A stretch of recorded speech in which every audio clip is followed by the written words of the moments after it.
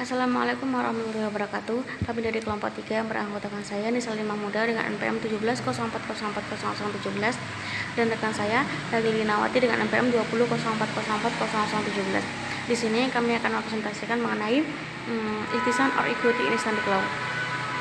Ihtisan meant to think for or seek good.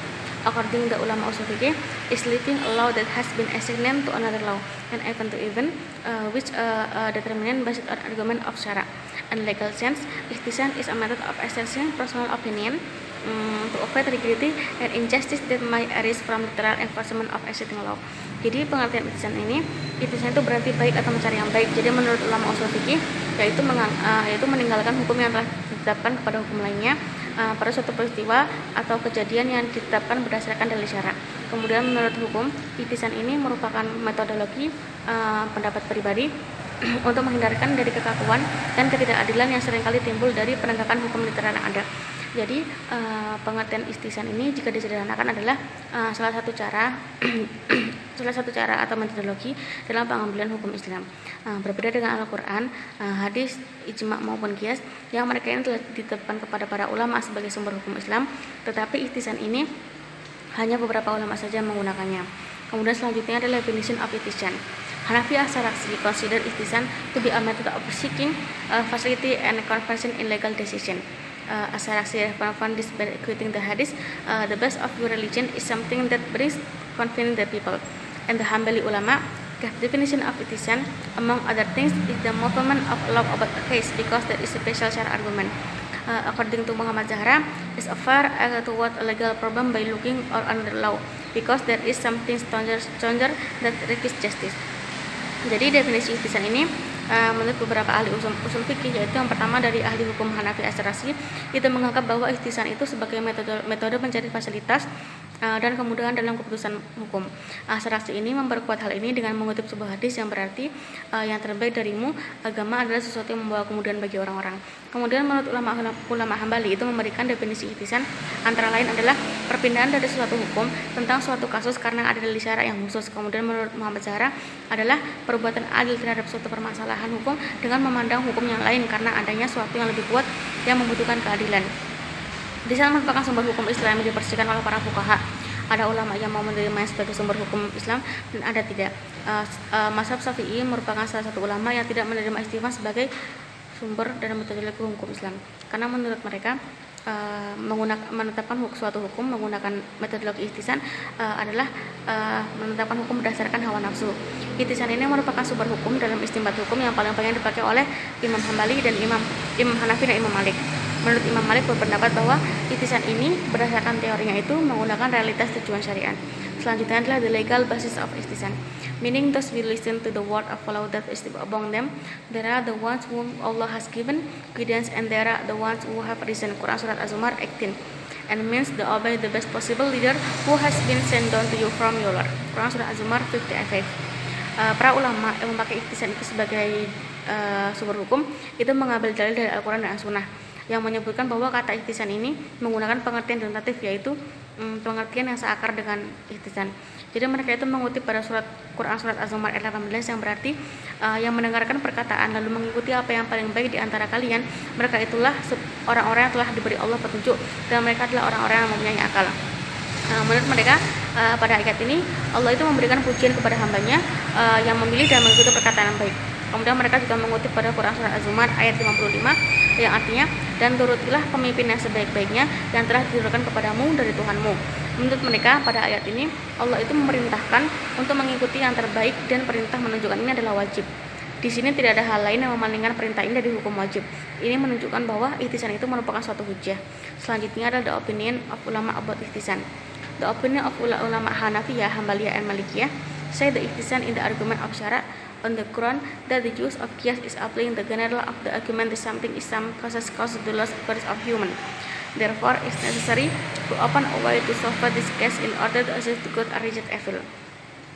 So ihtisan is equivalent to good and reject the bad, or find the stronger the good and the less bad. Ulama who reject ihtisan or good ihtisan contested the word of Allah. Imam Shafi'i said that if ihtisan is defined as something good according to human, this according with the without any argument that must follow initiatable.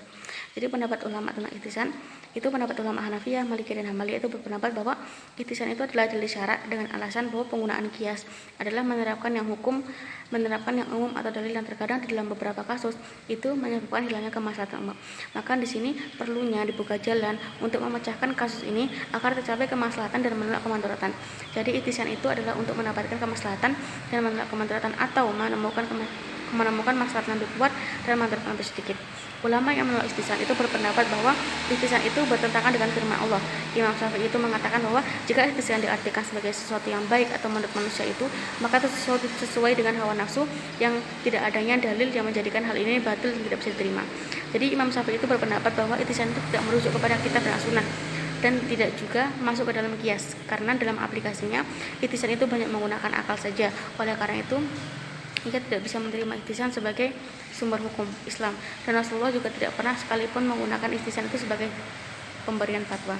Kemudian menurut Imam Asy-Syaukani itu mengatakan bahwa siapa yang menggunakan ihtisan sebagai dalil ini hendaknya tidak berdasarkan pendapatnya kepada perasaan dan hawa nafsunya, tetapi kembali kepada apa yang ia ketahui tentang syarat secara keseluruhan. Selanjutnya adalah contoh dari ihtisan. Yang pertama itu contoh kasus dari ihtisan adalah contoh dari pengaplikasian ihtisan adalah adanya hukum potong tangan bagi pencuri laki-laki maupun perempuan. Hal ini telah ditetapkan Allah kepada dalam surat Al-Maidah ayat 38, tetapi ketetapan ini bisa hilang karena pemahaman khusus pada ayat tersebut, yaitu apabila pada musim kemarau atau paceklik yang menyebabkan orang itu terpaksa mencuri untuk memenuhi hidupnya, dan apabila hukum potong tangan itu tetap dilakukan, maka akan menimbulkan bahaya bagi umat, dan maka hal ini dialihkan kepada hukuman lain. Hal ini telah dilakukan oleh Khalifah Umar pada zaman dulu. Kemudian yang kedua, contoh kedua yang ada yaitu adalah ketika dalam keadaan darurat, ya seperti wanita yang hendak melahirkan, tetapi pada saat itu hanya ada dokter pria yang ketika tidak dilanjutin maka itu akan membahayakan bagi wanita dan janinnya, maka diperbolehkan menggunakan dokter pria dalam keadaan darurat. Dan masih banyak contoh ihtisan itu berdasarkan jenis. Equity is Western legal concept based on ideas of justice and conscience, and they refers to legitimacy from belief in natural right or justice outside positive law. Ihtisan in Islamic law and equality is Western law are both inspired by principle of justice and conscience, and both validate deviation from the positive rule of law when its enforcement led to unfairness rule.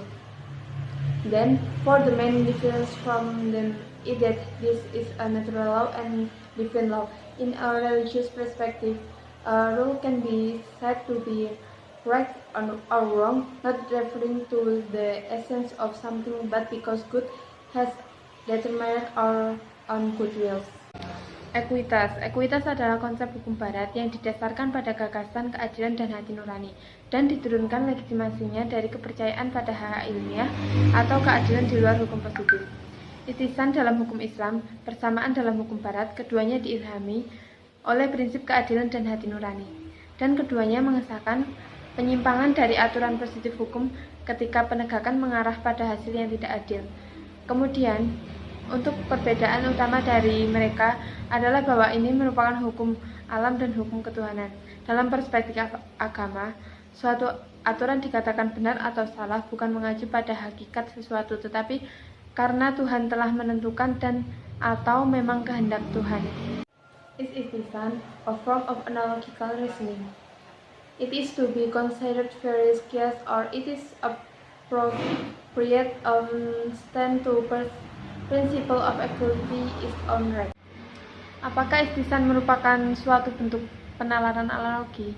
Apakah itu untuk dianggap sebagai berbagai kias, atau apakah pantas untuk berdiri sebagai prinsip ekuitas dalam hanya haknya sendiri? Ihtisan is an important branch of istijah and has played an important role in adapting Islamic law to change social needs. It has provided Islamic law with the means necessary to promote flexibility and growth. Enforcement of existing law can prove to be determinative in certain situations, and deviating from in the only way to get a fair solution to a particular problem. Ihtisan might offer a way to avoid difficulties and come up to solutions are in harmony with the higher aims of Sharia. Ihtisan adalah cabang penting dari ijtihad dan telah memainkan peran penting dalam adaptasi hukum Islam untuk mengubah kebutuhan masyarakat. Itu telah menyediakan hukum Islam dengan sarana yang diperlukan untuk mendorong fleksibilitas dalam pertumbuhan.